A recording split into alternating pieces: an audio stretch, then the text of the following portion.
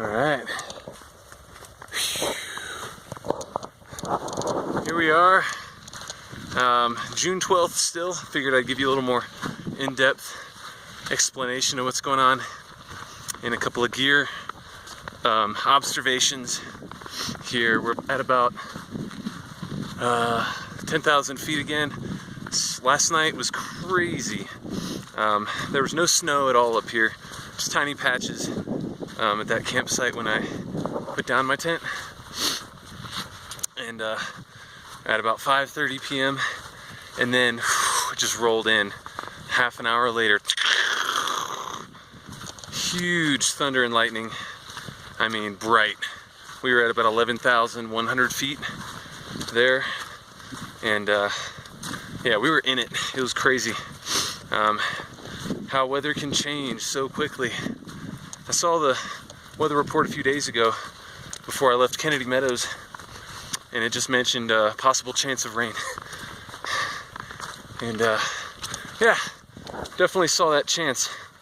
Possible chance turned into 100% chance. And then it's been snowing, hailing and snowing all day today. As you can see, it's just kind of sprinkling a little bit with some snow right now. This is actually about the lightest it's been, so I figured I'd pull out the camera, give you guys an update. So about mile 761 or 2 right now, 762, on my way to Crabtree Meadow and the ranger station there. The hope was to do Mount Whitney tomorrow, weather permitting. Obviously, all this fresh snow up there might make it pretty difficult, if not futile or foolhardy, with the kind of gear that I have right now and I'm set up with, because yeah, it's at this dangerous temperature. It's above freezing here and it's snowing, so as long as I keep moving, I'm fine. I'm not really soaking wet or anything because I've got rain gear and some in my umbrella. But my feet are wet. For some unbelievable reason, my waterproof socks didn't make it into my box. I remember them on the pile, ready to be put into the box, but they weren't there. And wouldn't you know it, within 3 days of entering or getting my box at Kennedy Meadows, all of this starts. And I really wish I had them. So anyway, they're really worth it. It's worth the extra couple ounces.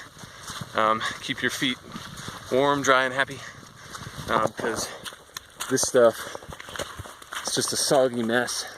Most of the trail, this is actually really nice, most of the trail has been just a puddle, if not a whole creek, just flowing, especially on the steep parts. Just did a 1,000-foot ascent and it's just like a torrent. And had to do the first ford of a pretty large creek down there a few miles back. Actually, I didn't walk through it. I found a log crossing the river about a couple hundred feet up from the creek, or from the actual trail crossing there, which was awfully nice. A little sketchy, but made it across okay. So that way I didn't have to get my shoes, completely soaked and waterlogged in my feet. I'm doing the gallon Ziploc routine on the feet right now. And oh yeah, a couple other gear things. I was convinced out of getting a rain cover for my pack, oh, it's extra 4 ounces or so, and if it really rains, it'll get wet anyway. But for this kind of stuff, where it's just drizzling and or snowing all day, it's perfect. My pack is pretty wet. My crucial stuff, like my sleeping bag, it's in a waterproof stuff sack. All my other stuff that needs to stay dry, I'll stop for a second. It's also in a waterproof stuff sack, so it'll be all right. But yeah, I mean, that extra couple ounces would really make life a lot more pleasant. Having everything super dry. So don't let any other videos convince you out of it if you're thinking about using it or having it, because It's only like 4 ounces or less. And you can send it home if you don't like it. Pretty well wish I had it right now. But yeah, anyway, they say tonight should be a lot like last night. Some more powerful storms coming through. You know, be careful what you wish for. 3 days ago, I was wishing to get out of the 100-degree weather and into the mountains. And guess what? It came true. In a big way. Unexpected way. Pleasant way. And, yeah, so plan ahead. You can always send stuff home is basically what I'm trying to say. Feeling pretty Jeremiah Johnson-y.